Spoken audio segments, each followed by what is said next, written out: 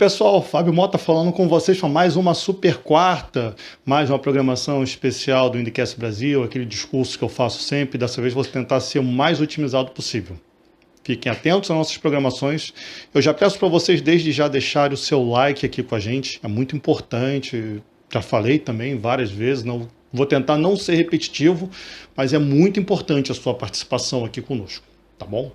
É importante também a sua inscrição no nosso canal e a sua visita em nossas redes sociais. Hoje, dando continuidade aqui à nossa programação especial, eu vou trazer mais uma sequência em relação às minhas minis.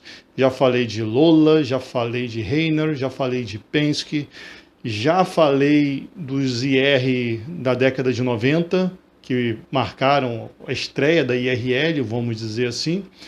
E já falei no último programa em relação aos IR3 e IR5, que foram chassis que duraram muito tempo.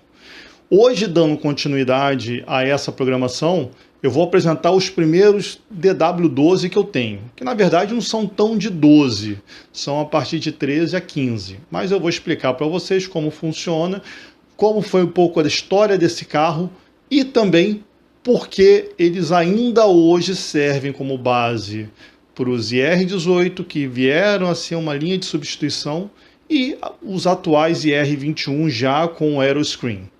Valeu? Então, só reforçando, pessoal, se você ainda não está inscrito, inscreva-se no nosso canal. É importante esse apoio para a gente. E compartilhe nossa programação, aquele seu amigo que gosta de automobilismo de verdade, que gosta de corrida, que gosta de miniatura, fala aqui com a gente. Valeu? Gente, essas 4 miniaturas que eu tenho aqui são duas do Hélio Castro Neves. Um da última vitória dele da Penske em Iowa, um desse layout da Shell, que foi basicamente uma das primeiras versões que ele correu com o DW12. Eu tenho o carro do Will Power, que ele defendeu o título em 2015, ele tinha sido campeão em 2014, e um carro da Andretti do Gabi Chaves, que era um carro completamente pagante. A criação desse carro, como eu falei no outro programa, começou no desenvolvimento dentro da Lara, que tinha vencido, né, vamos dizer assim, a licitação que a IndyCar fez. Havia a possibilidade do Delta Wing, que depois foi convertido para esportes protótipos, enfim, uma aberração, e acabou que hoje está peça de museu e de memes por aí. E a Dallara venceu esse contrato, assumiu esse contrato, até por causa disso montou uma fábrica lá em Speedway para reforçar, fez uma ampliação no caso, na verdade, para reforçar esse compromisso a longo prazo com a IndyCar. Esse carro ele já era muito mais moderno, já tinha alguns conceitos que não eram mais adaptação, como o câmbio semiautomático, que ele foi adaptado ao IR05. Esse carro já tinha alguns outros conceitos. Na minha opinião, falhava muito ainda não ter a direção assistida. Isso aí acho que para 2012 já deveria ter vindo. Eles entenderam que ainda não era o momento e até hoje a gente não tem. Então a tendência é que a gente possa vir a ter isso no próximo carro que deve estrear para 2027. Esse carro também ele tinha uma tendência que era muito legal. Eu não vou nem considerar a Lotus, porque a Lotus foi o balão japonês que subiu e desapareceu e ninguém viu. Basicamente, nós tínhamos como fornecedores Chevrolet, que estava voltando à categoria nos últimos anos, e a Honda, que virou um parceiro desde 1994, a trancos e barrancos, foi crescendo e foi se empolgando com a categoria, foi tornando um parceiro especial demais. Em alguns momentos, foi o único fornecedor de motor na década passada, e com isso, o que vem a acontecer?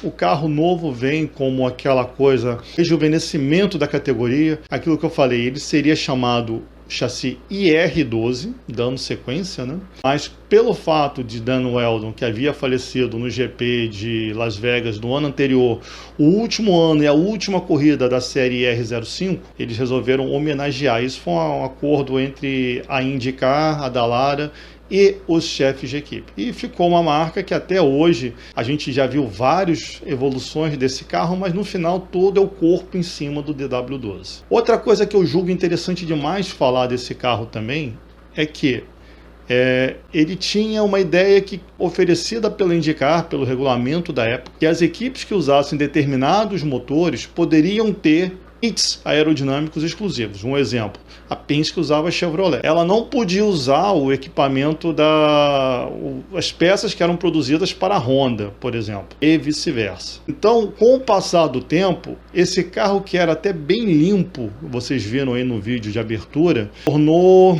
um tanque de guerra, ficou feio demais, ficou cheio de penduricalhos. Ao passar do tempo que ele começou limpo em 2012, e ao seu último ano de competição dele foi 2017, a quantidade de apetrechos aerodinâmicos era tão grande que o carro assim perdia a forma, não parecia ser um carro de corrida, não parecia ser um IndyCar, que sempre marcou por linhas tênues, por linhas bonitas. Estava uma coisa um pouco grotesca. A ideia era que com o DW12 original deixasse aquela pecha de um carro grande, meio abrutalhado, que era a série IR05, por exemplo. E logo depois, não, ele se transformou numa coisa que eu julgo que foi bizarra. Vocês estão vendo aqui atrás, vocês podem ver com mais calma, vocês podem ver esses 4 carros, apesar de as asas da Honda serem totalmente diferentes das asas dos carros Chevrolet, tinha um outro aspecto ainda muito comum.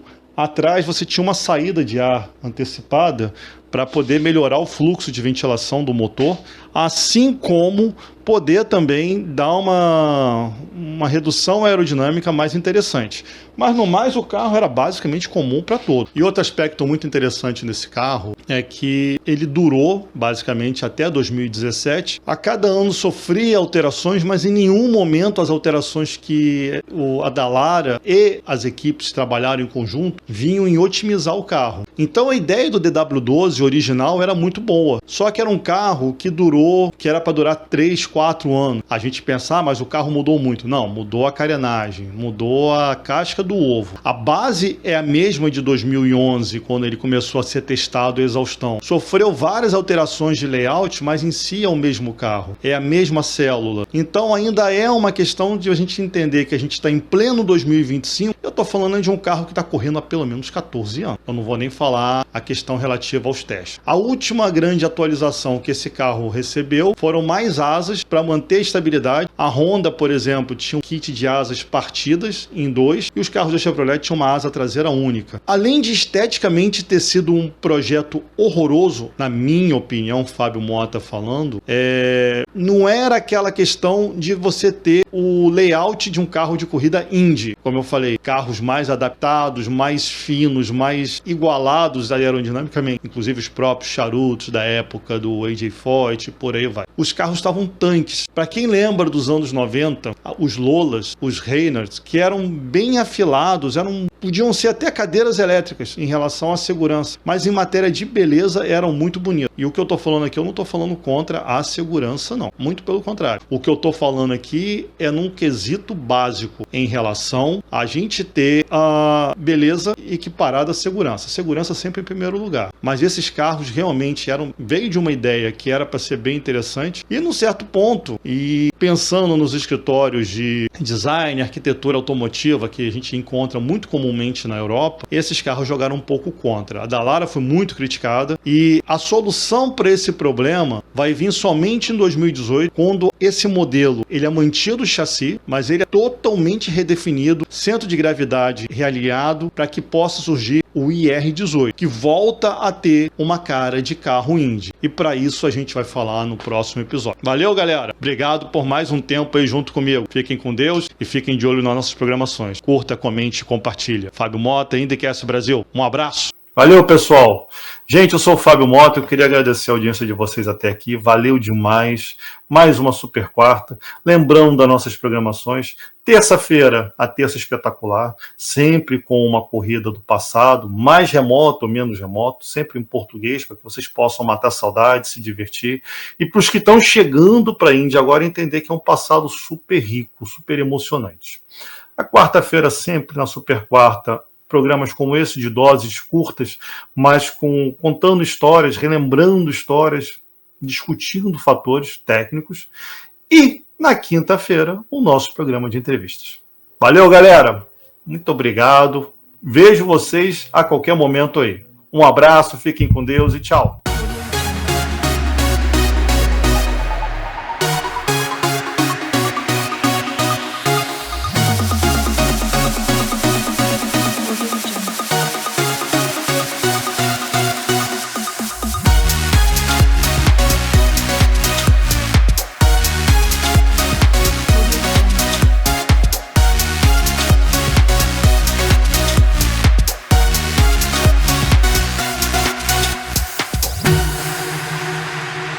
Jungle.